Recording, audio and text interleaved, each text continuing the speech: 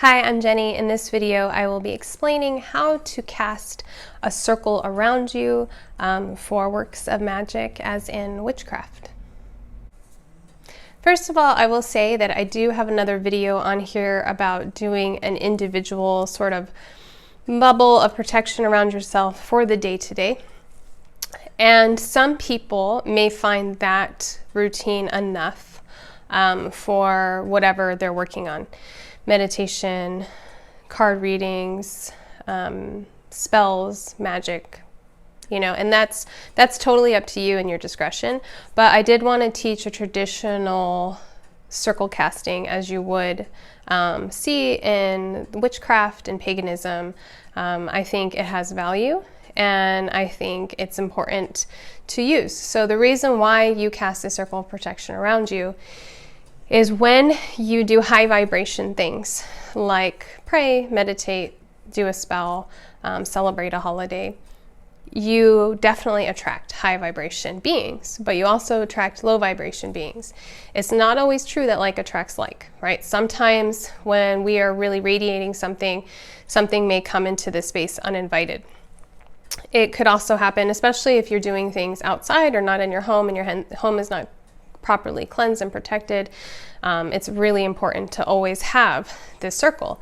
The other thing it is I think that's important about it is it's ritual. And I think ritual is really important in spirituality and in witchcraft.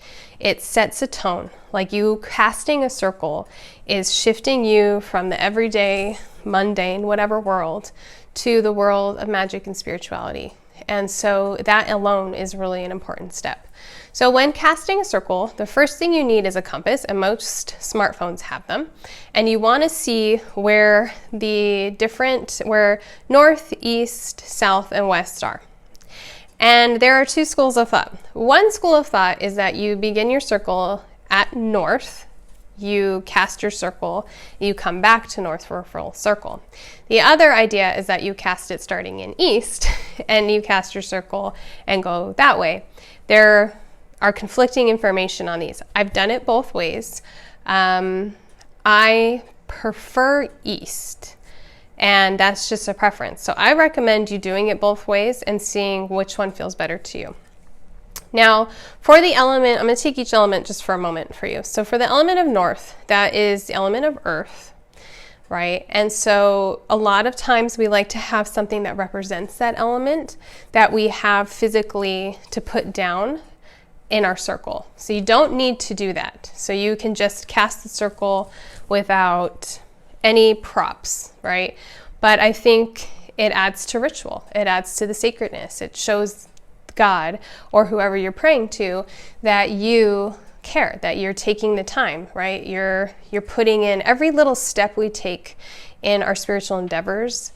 It shows how serious we are, how important it is to us. It shows honoring, it shows ritual. So for the element of earth is fine. So a plant, some earth, a rock. But a lot of people, and I also prefer is like a little bowl of salt. That I think it's also for protection, but that is available to just about anybody. So a little bowl of salt.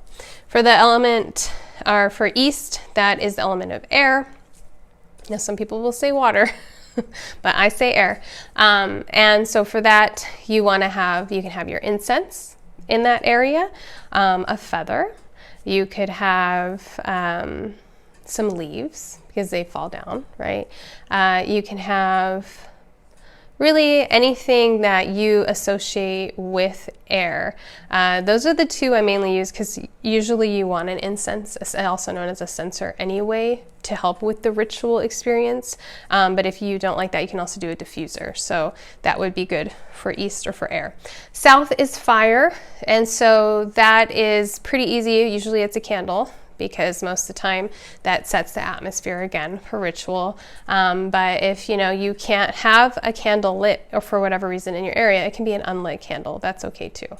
And then for west is water. So maybe some water that you've collected from a spring or stream, or that you've blessed, like a little jar of water. It could be anything you associate with a watery element. I think of, the crystal labradorite, very like watery, ocean looking crystal. It could be seashells from an ocean. It could be a rock you found at a river, anything you associate with water. And so you have, when you start your circle, you're going to start off by, you shouldn't be under the influence of drugs or alcohol. You should have time and space set up for yourself. You should feel good in your body, maybe doing a meditation or some kind of cleansing before. Maybe you've cleansed your space with some sacred smoke from mugwort or cedar or sage, as long as it's ethically purchased. And then you're going to cast your circle. So you're going to face the element, the area, using your compass, facing north or east, right? And say something like, thank you to the element of air. Thank you to the guardian of the east. I honor you and I thank you for helping me create a circle of protection for my sacred space at this time. And then you go through. You can associate, there are certain angels associated with each of the elements, but again, there's a lot of conflict and disagreement. There are certain gods and goddesses associated, ascended masters with different parts of the elements. Totally up to you how big of a ceremony you make of it. It can be just as simple as thank you to the element of earth, guardian of the watchtower of the north. I honor you with this salt and I thank you for protecting me and helping me create this circle. Or you could go longer. You can talk about, some people talk about the watchers of the watchtowers of that element. You can research and decide, there's different magical creatures or mythical creatures associated with the elements. So gnomes are for earth. And so you can thank the gnomes for guiding you. It's whatever you're into, because spirituality is your own thing, right? So you decide. And you want to use like your dominant hand, if you have an athame, if you want to make a wand, but you're going to use that to go through and actually physically walk around in a circle. And then you're going to come back and you're going to say something like, thank you to the elements for happily meeting in my circle. My circle is now complete. And then maybe doing something like this, because it's not a circle, it's truly a sphere. And you might want to close your eyes and imagine it expanding beyond the limits that you've created. So it might encompass your whole house or your whole land.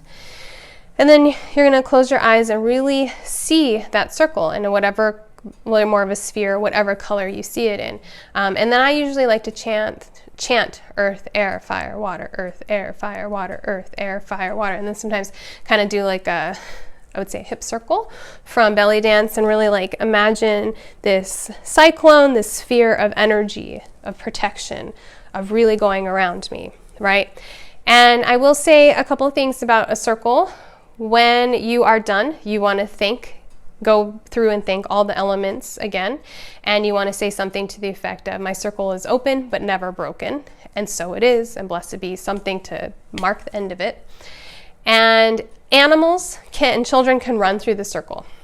They can go in and out as they please because they're spiritual, special beings. But if you need to leave the circle or someone wants to invite the circle, you take your dominant hand, a wand or an athame, and you draw a doorway and you let that person in, or you let yourself in, and then you seal it when you're done. So it may seem kind of silly to you, like an imaginary doorway, but we are honoring ancestors when we do these kinds of activities. We're honoring ourselves, our highest self, our angels, our guides, honoring the elements. We're taking it seriously because this is ritual. This is important to us, to our well-being, to our spiritual path. And so you want to take it as seriously as you can. I hope this helps you in casting a circle. And if you have questions or comments, please leave them below. And as always, I appreciate a like and a subscribe.